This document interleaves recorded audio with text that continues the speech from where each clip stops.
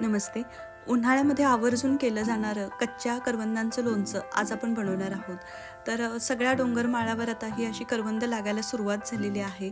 काही कच्ची आहेत, काही पिकायला सुरुवात झालेली आहे. तर असंच एका संध्याकाळी हिरव्यागार करवंदाच्या जाळीमध्ये आम्ही जाऊन ही करवंद तोडून आणली. थोडी खाल्ली ही अतिशय सुंदर चव लागते. पण जेव्हा ही करवंद कच्ची असतात तेव्हा याला खूप भरपूर प्रमाणामध्ये चीक असतो. त्यामुळे याला आम्ही लहान असताना संक्रांतीची जी मडकी असतात छोटी, त्याच्यामध्ये पाणी घालून घेऊन जायचो काढायला. तर त्या पाण्यामुळे याचा चीक बराचसा हाताला लागत नाही. तर अशी ही करवंद ही विकत आपल्याला कच्चीसुद्धा बाजारामध्ये मिळतात. पण तुम्हाला जर असं निसर्गामध्ये जाऊन तोडता आली तर वेगळीच मजा आहे. तर ही करवंद तोडून आणलेली आहेत आपण आता याला स्वच्छ पाण्याने धुवून घ्यायचं. म्हणजे मग याचा जो काही चीक असेल तो व्यवस्थित आपला निघून जाईल आणि ही करवंद सुट्टी होतील. या करवंदामधलं आता पाणी व्यवस्थित आपण निथळून घ्यायचं आणि एका आपल्या सुती नॅपकिनवर, जे आपलं सुती एखादं कापड असेल त्याच्यावर हे करवंद व्यवस्थित पसरून कोरडी करून घ्यायची.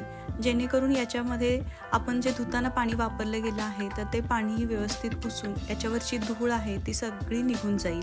आता ही करवंद कोरडी झाली ती एका ताटामध्ये पसरून घ्यायची आणि आता ही आपण याला व्यवस्थित उन्हामध्ये वाळवणार आहोत. तर आता कडक कडक ऊन पडत आहे, तर ह्या उन्हामध्ये ही आपण वाळत ठेवायची.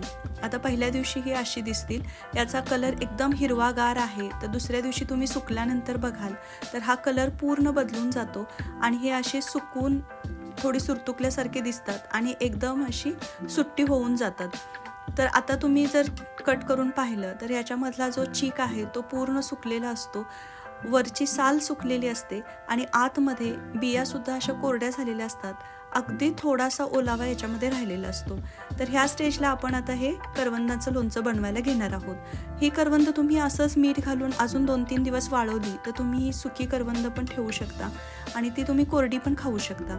आता मसाल्यासाठी इथे आपण बडीशेप 1 चमचा, जिरे अर्धा चमचा, धने 1 चमचा आणि अगदी थोडेसे मेथीदाणे घालणार आहोत.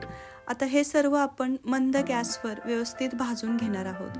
आता ही करवंद थोडी आहेत त्यामुळे हा मसाला आपण थोडाच बनवलेला आहे.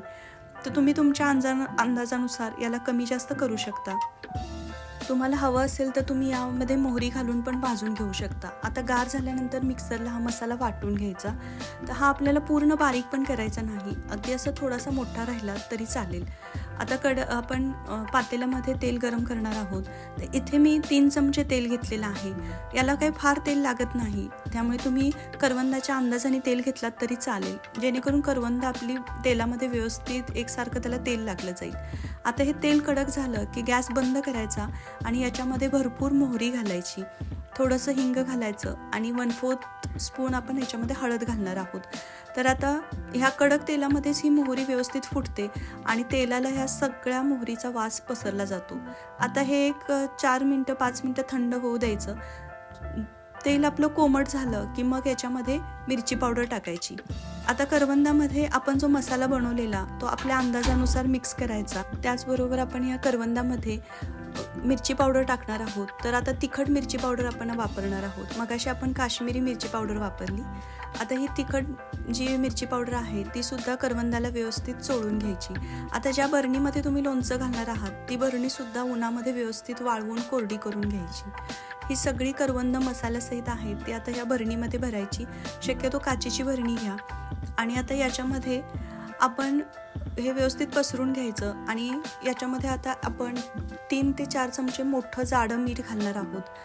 तर हे मीठ, हिंग आणि तेल आहे हे लोणचं टिकून ठेवण्यासाठी मदत करतात.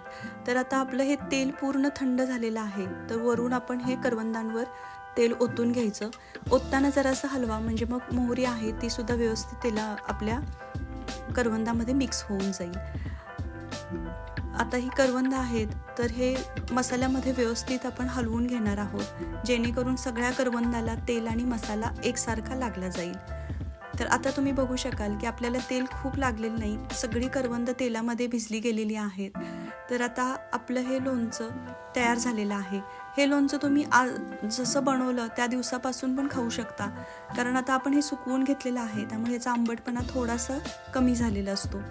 तर असं मुरेल तसं हे चांगलं लागतंच, पण तुम्ही लगेच जरी ताटाबरोबर खायला ताटामध्ये वाढून घेतलं तरी सुद्धा चालू शकतं. अतिशय रसरशीत आंबट असं हे आपलं लोणचं तयार होतं. जर तुम्हाला मसाला घरी बनवायचा नसेल तर तुम्ही रेडीमेड लोणचं मसाला आणून पण याच्यामध्ये घालू शकता.